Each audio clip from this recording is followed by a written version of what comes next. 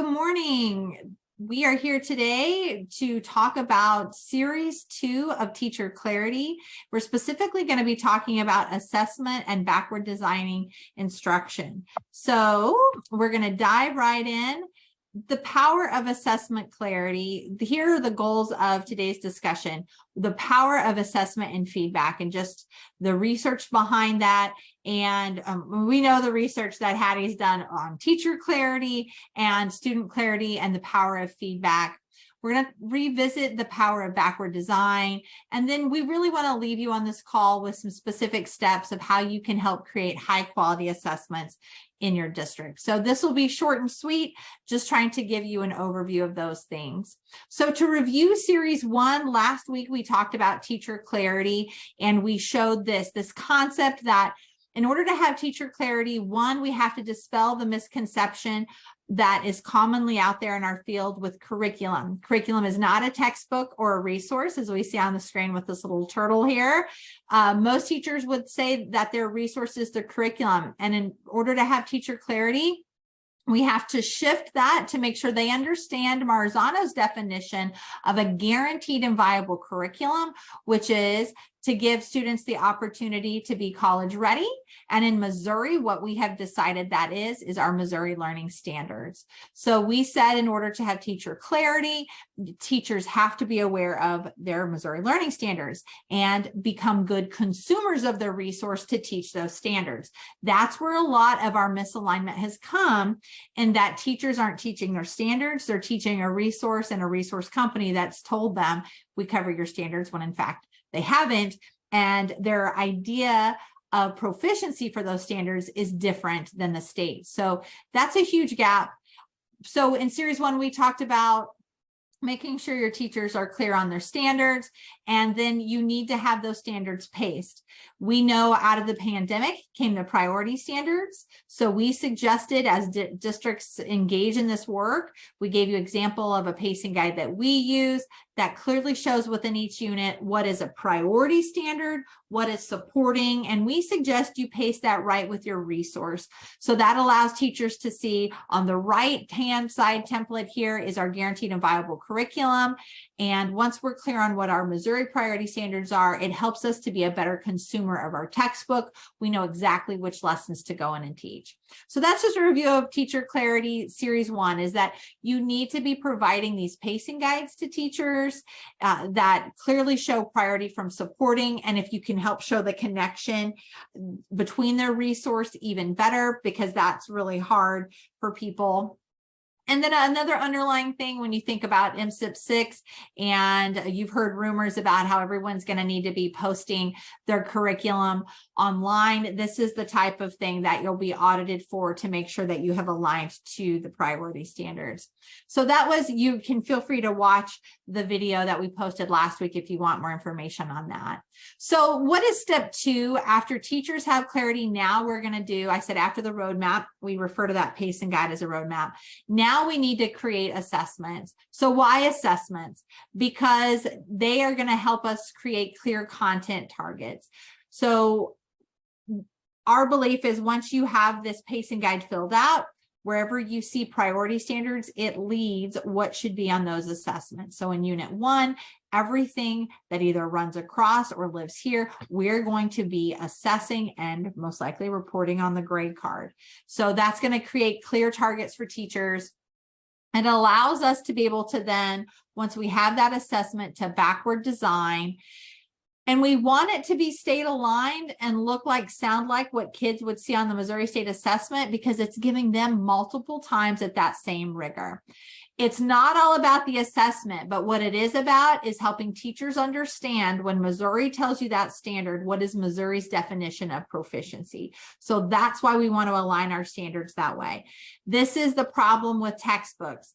They typically will have they are trying to conform to multiple states. So sometimes their definition won't hit the rigor of what kids see on the state assessment, or they hit half of the question. You have to be vetting Edulastic, all your resource assessment banks to make sure it aligns with your Missouri criteria. If you don't do this step, this is where it is creating a larger achievement gap. It's this misalignment and misunderstanding of our standards. So you can hit that by making sure your assessments are aligned. That's why we're big fans of this work. So you can always start with teachers, curriculum or assessment, right? It's this chicken or the egg concept. Which one comes first?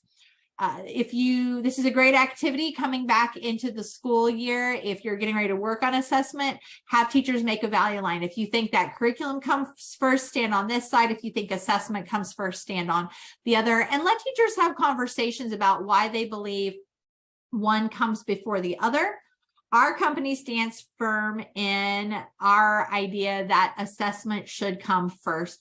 We want to anchor ourselves. What does proficiency look like, sound like? And we want to backward design our lessons from there.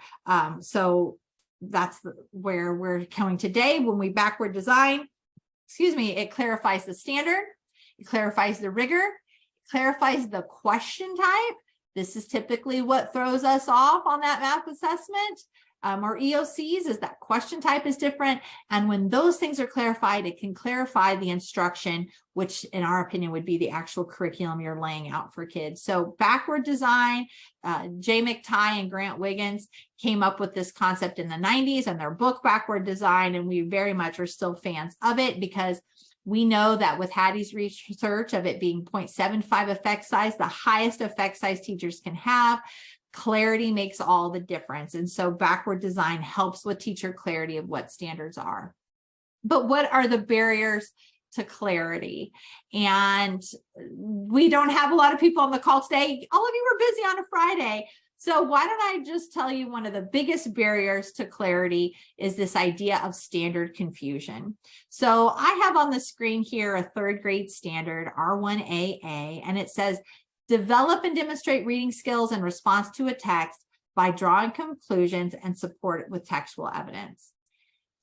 This is a great activity to do with students. Now, we've seen this question so many times on the MAP assessment. This may not be the best example because we've gotten pretty good at writing these.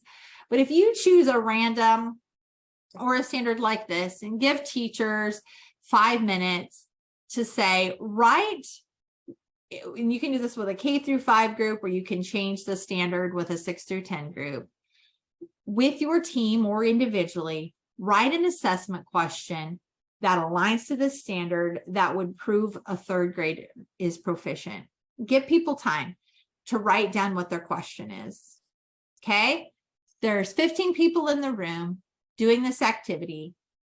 You usually come up with at least 10 different variations of what proficiency could look like with the standard.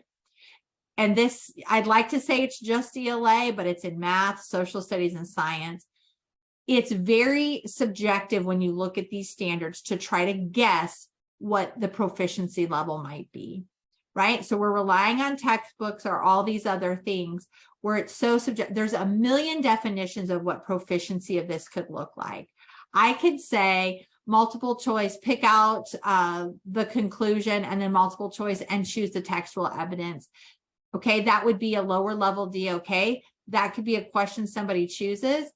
But what we really want to know is what does, since the MAP blueprints, and we know what's going to be on there, what does a level DOK 3 look like? Because we know that's what kids will see. We need to anchor people's minds, not in what is your best guess, but what information do we have that gives us most clarity about what the state would consider proficient.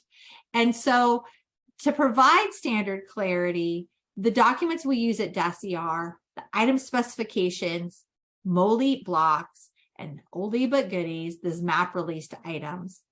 When you look at those things, that is what is going to anchor you to see when teachers share their questions, do they look like, sound like this? So I'm going to go back to this screen. An example assessment question for this: what 2 things did Teddy learn from being a detective? And they might choose 2 things. That's a little bit higher level because they're selected response. Here, the question type is making the rigor. But what we've done in our MAP books, that's what's here. If you look on the right side hand over here, here are the item specs, and here is a sample question. So let's look at a sample question. Evaluate source 2 and use your knowledge of social studies to answer the question. What is significant about the location of Missouri's capital city? Now, if you took time to examine the difference between this first question and this level 2, most likely what you would notice is this first question, that information is right there back in the text. The student really isn't drawing conclusions. They're finding evidence and they're choosing it. In this question that shows the rigor of the MAP assessment, it says evaluate, use your background knowledge of social studies to answer what's significant about the location of Missouri's capital city. And if you've looked at this item, which you can, it's hyperlinked here. Oh, it's hyperlinked there. You would notice that it's not in the text. They would actually have to be looking at a map of Missouri's capital city to try to determine which of these answers is correct. So when you look more closely, the rigor, what we typically ask is this first one, which is where our problem comes in. We're asking surface level, find it in the text. But when we really dive into the clarity of the standard, true inferencing means that there may not be explicit information to build off of, that students are going to have to read a map, analyze that map, draw a conclusion from that map, and then answer a question. So these are the types of questions that we want teachers to have to understand, what does that standard really mean? What cognitive skills do I really need to be preparing students for? And what types of questions are they going to be asking? We look at standards and we give an off-the-cuff answer of, yeah, I think I know what that means. I've seen it in my textbook. McGraw-Hill's probably not using a map. Now, these Moly blocks were tied to social studies text, but here's the thing, anything's up for grabs. And this is showing you the type of depth that they're wanting students to be able to draw conclusions. So I hope you can see in this example how easy it is to have standard confusion, because people are relying on resources or common things. Yeah, that first question hits it, but not at the level of which our item specs and some of these great items I showed here would really anchor you to. And these are the things that are really going to anchor teachers to what is Missouri's definition of proficiency. They would expect a third grader to go much deeper. It is my assumption that if teachers were clear on that, that's the type of thinking a student needs to do, that would completely change their instruction and the way they're thinking aloud and instructing and creating anchor charts for students. So it's crucial for teachers to be diving into these documents. So here's your step for high quality assessments. Either bring assessments that teachers already have, or if you're creating new ones, always have these documents out in front of teachers, teach them how to use it, and have the think alouds that we just had here. The top example might be what's currently on your assessment. Let's talk about the difference between your question and what we're seeing in those documents. Okay, so that's step one. You've got to constantly be bringing these items out in front of teachers and having them reconcile. How are you typically teaching it, or how does our resource teach it? And then what's the difference with the state is saying is truly proficient? That is the key to creating high quality assessments, is understanding Missouri's definition of what that standard is. So I'm using ELA examples today, but it's very much true in math. I'll give you an example. A lot of my districts use Eureka Math. I think great mathematical thinking and practice, but what we found is sometimes they answer so many DOK 3s and 4s, they're not getting at some of the basic equations. So when you look at those item specifications, it's going to tell you, hey, they need to be able to just answer specific 1 or 2 step problems. Sometimes the math questions have multiple steps and your current assessments may not. So you've got to really be leaning on these items to vet your assessments. So types of assessments that there are, you could look at your pacing guide and create common formative assessments. You could be using summative assessments. I know a lot of secondary schools like this, where you do maybe a fall, winter, spring benchmark, where it's cumulative of a lot of those priority standards.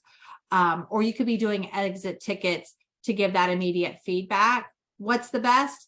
All of these, though we don't want to be spending all of our time assessing So I think there's a lot of power in looking at the types of questions that we just explored and doing it with kids, thinking aloud with them, and then maybe giving part of that as an exit ticket. So we're constantly teaching them how to think about those questions and then giving them feedback right there to build their stamina of how to answer them. So secondary people, it's a common pitfall. I know we want to just assume kids could read that question and know how to think about it. Don't assume that. One of the best things you can do for students is to take some of these assessment questions or put it in front of them and do it with them together as a class and think aloud.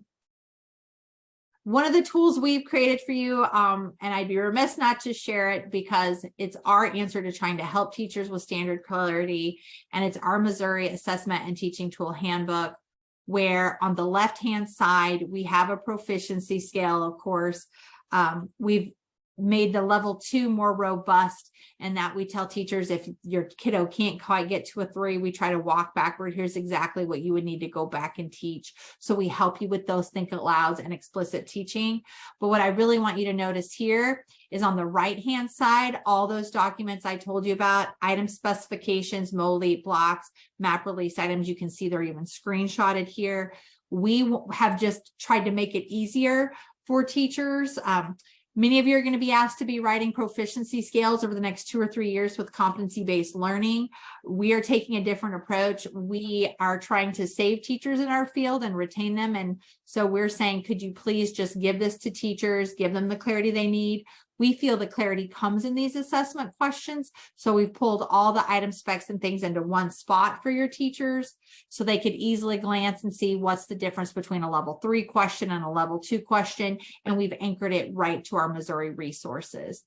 Another thing, sometimes those item specs and resources aren't as robust as you need. So our team has gone in and made those more robust. We have these in ELA and math, but the purpose here is we have a copyrighted template here to take it beyond a proficiency scale to add it to this assessment side. So if you're overwhelmed, if you've pulled all those state documents in a 45-minute meeting and found, wow, this is really overwhelming, we do have an answer for that. And you can contact us if you want samples to look at it, because this really is the answer that, in conclusion, backward design is what brings clarity to people. We've got to be diving into what they think is proficient or what they're using and truly look at real proficiency according to the state. And then once they're clear on that, align their assessment so they can backward design and really be hitting that target. Assessment aligned to the intention of the standards. The intention means the Missouri intention, not McGraw-Hill, not Edulastic, anchoring people. Our standards are guaranteed a viable curriculum. So those are the only intention we care about is the state of Missouri. And that we're giving kids multiple opportunities at that same rigor to be exposed to those standards. That's the guarantee we give in Missouri. And sadly, that's not always happening across our state. There are some kids in our state who are never getting exposed to this. And for educational equity purposes, we really want to share this tool with people and to share this knowledge because we're trying to give every child in our state the opportunity to be successful and college ready. So that is the end of the presentation today. If you see this, you're already on the network because you're already on the call. But I hope that you were able to get some nuggets on things you could use to really help teachers and steps for creating high quality assessments. Of course, if you are interested in our product, you can always contact us or we could help consult with you in any way. Thanks, and we hope you have a great day.